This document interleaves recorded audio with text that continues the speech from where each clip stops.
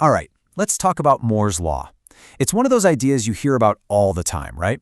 It's basically the engine that's been driving tech for over half a century. But what if I told you that the version of Moore's Law that everybody knows is actually wrong? We're going to get into the real story. You've definitely heard this one before. The power of our computers, our gadgets, everything doubles every 18 months. It's a great little rule of thumb. It sounds perfect. But is that what Moore's Law really is? Yeah, that's the legend. But the truth? The real story is so much more interesting. So let's peel back the layers and find out what Gordon Moore actually said. Okay, so let's hop in a time machine and go all the way back to 1965.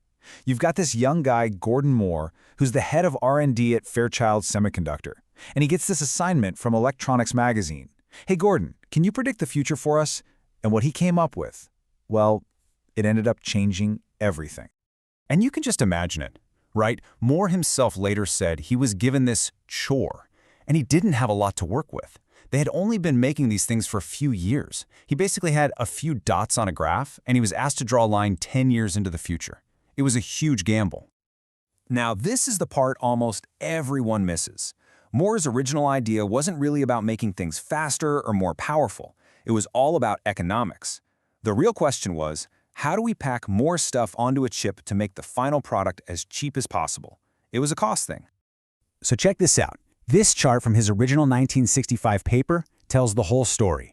He saw that there was this sweet spot, right? A perfect number of components you could put on a chip to get the lowest manufacturing cost for each one. Back in 1965, that magic number was about 50 components. But Moore realized that sweet spot was moving, and moving fast. And that's what led to his actual original prediction. Right there in the paper, he says the number of components for the minimum cost was doubling every single year. Not 18 months, not 2 years. The original Moore's Law was a 1-year cycle. Every year, a doubling. And this was just a ridiculously bold prediction. Think about it.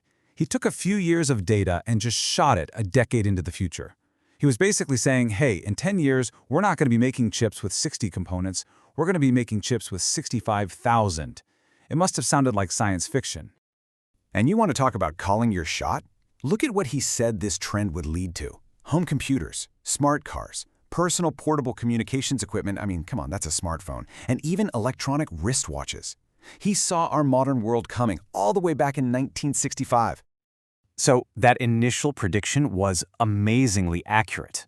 But of course, as the tech world grew up, the law had to grow up with it. It didn't stay the same forever. A decade later, in 1975, Moore took another look, and get this, he was only off by one doubling. For a 10-year prediction, that's unreal. But looking ahead, he saw things were getting more complicated. The pace was slowing just a little, so he revised his own law, saying from now on, it's going to be a doubling every 2 years. So let's just make this super clear. These are the only two versions of Moore's Law that Gordon Moore himself ever came up with. First, it was a doubling of components every single year. Then, he changed it to a doubling every 2 years, period.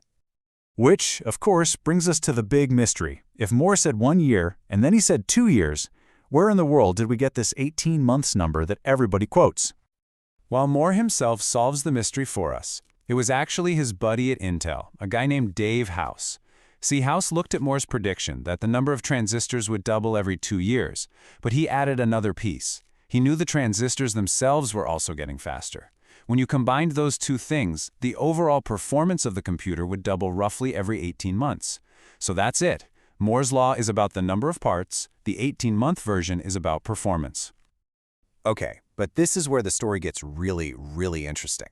Because at some point, Moore's Law stopped being just an observation about the past, and it started becoming a target for the future. Just think about this transformation. It starts as a simple observation, then it becomes a bold prediction, and then the entire industry grabs onto it. Companies like Intel started using it to set their research and development goals. It became a roadmap. It was like the whole industry was in a race to keep up with the law, which in turn made the law come true. It literally became a self-fulfilling prophecy. But, nothing lasts forever. Even a law this powerful eventually runs up against, well, the actual laws of physics. For years now, we've all been wondering, how much longer can this ride possibly go on? And Moore himself knew exactly what the ultimate limit was. As he put it, we're getting suspiciously close to the size of atoms. And you just can't make things smaller than an atom, right? So the big challenge for engineers today is, what do you do when you can't just shrink things anymore? Looking back, Moore was always incredibly humble about his role in all of this. He just felt lucky to be in the right place at the right time. But man, what a place and what a time. He had a front-row seat to the single biggest technological explosion in history.